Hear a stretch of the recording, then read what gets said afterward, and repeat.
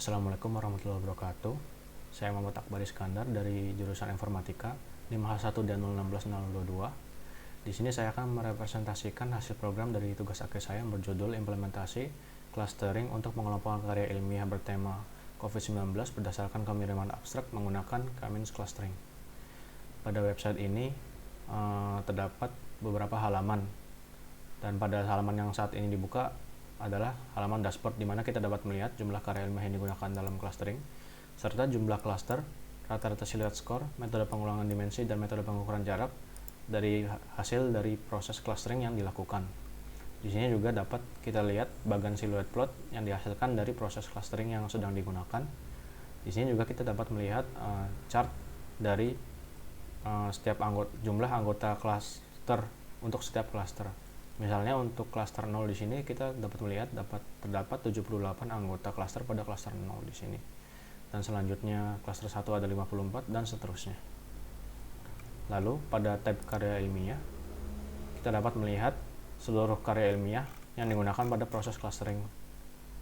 Di sini terdapat 1000 karya ilmiah, di mana pada list ini kita dapat melihat abstrak dari masing-masing karya ilmiah yang ada.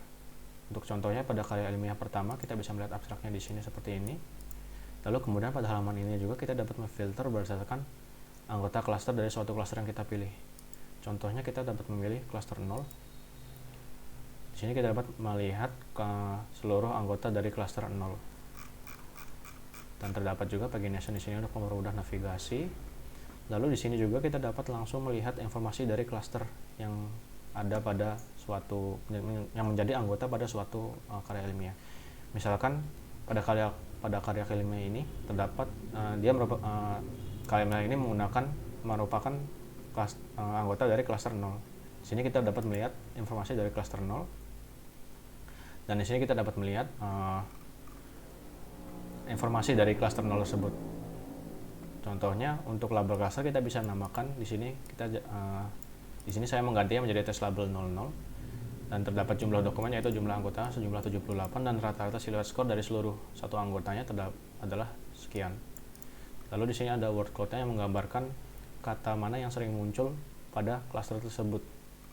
Dan di sini kita juga dapat mengganti namanya. Misalkan kita kembalikan namanya menjadi 0, maka dia akan berubah menjadi labelnya menjadi label cluster 0-nya saja. Kemudian di sini juga ada anggota clusternya. Terdapat juga pagination di sini. Dan kemudian kita juga dapat melihat juga abstraknya di sini. Lalu kembali ke karya ilmiah. Lalu juga kita kembali ke tab cluster. Kita dapat melihat seluruh cluster yang dihasilkan dari proses clustering yang kita gunakan. Dan terdapat juga informasi seperti labelnya dan rata-rata silhouette score dari satu cluster tersebut dan juga jumlah anggotanya. Di sini juga kita dapat melihat detailnya setiap cluster seperti yang tadi, halaman yang tadi kita tuju. Kemudian untuk contoh lain kita bisa melihat yang clusternya label 1. Nah, di sini untuk cluster label 1 karena kita belum menamakannya, di sini tidak ada labelnya. Dan di sini terdapat jumlah dokumen 54 dan rata-rata silhouette score-nya sekian. Di sini juga word cloud-nya di sini. Lalu kita juga bisa namakan clusternya, misalkan contohnya cluster 1. Nah, di sini kita dapat melihat bahwa cluster 1 sudah terubah di sini. Kemudian kita menuju halaman proses. Dalam halaman proses terdapat daftar proses di sini. Kita dapat melihat proses clustering, hasil dari proses clustering mana yang kita gunakan dan yang sudah kita lakukan dan sedang kita gunakan. Saat ini websitenya sedang menggunakan hasil dari clustering dengan rata-rata silhouette score terbaik. Dan di sini kita juga bisa melihat mensorting berdasarkan kolomnya. Misalkan untuk mensorting berdasarkan rata-rata silhouette score-nya yang terbalik, kita bisa mengubah settingan seperti ini. Maka di sini hasil urutannya akan menjadi dari yang rata-rata silhouette score terkecil menjadi terbesar. Dan kita kembalikan lagi. Nah, seperti ini. Nah, contohnya misal kita menggunakan yang kedua ini, di mana dia menggunakan fitur LDA dan metode pengukuran Euclidean jumlah klaster 22, dan di mana hasil rata-rata sila skornya adalah 0,3351. Kita gunakan di sini, maka nanti yang ditampilkan di sini akan berubah. Dashboardnya berubah, yang tadinya 15 menjadi 22, rata-rata sila skornya sekian, dan metode pengukuran datanya juga sekian. Dan untuk sila plot dan chart dari anggota klasternya juga berubah juga, dan karya ilmiahnya juga berubah juga untuk klasternya, untuk setiap karya ilmiah. Kembalikan ke yang terbaik, lalu kita bisa mencoba mengeksekusi proses clustering.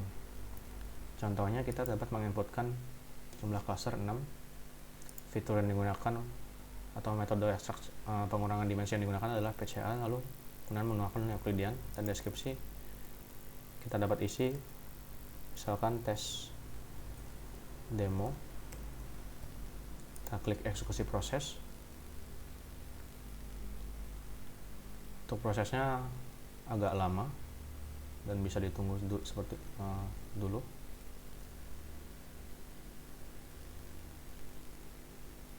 Nah, jika sudah berhasil dilakukan, maka hasilnya akan muncul di sini. Kita bisa sorting berdasarkan waktu dibuatnya secara descending. Nah, ini adalah proses yang kita lakukan tadi, dan kita bisa gunakan, dan kita bisa melihat bahwa ketika kita kembali ke dashboard, maka hasilnya sudah berubah. Sehingga rata-rata skill score berubah, jumlah klaster berubah, metode pengurangan dimensi berubah, Euclidean berubah, dan juga jumlah anggota klaster juga berubah, dan bagian slot plotnya berubah juga, dan karya ilmiahnya juga sudah berubah juga untuk setiap anggotanya. Lalu untuk list klasternya juga berubah juga, karena tadi kita setnya 6, maka di sini juga hanya ada 6 klaster. Mungkin cukup sekian dari saya, kurang lebihnya mohon maaf. Wassalamualaikum warahmatullahi wabarakatuh.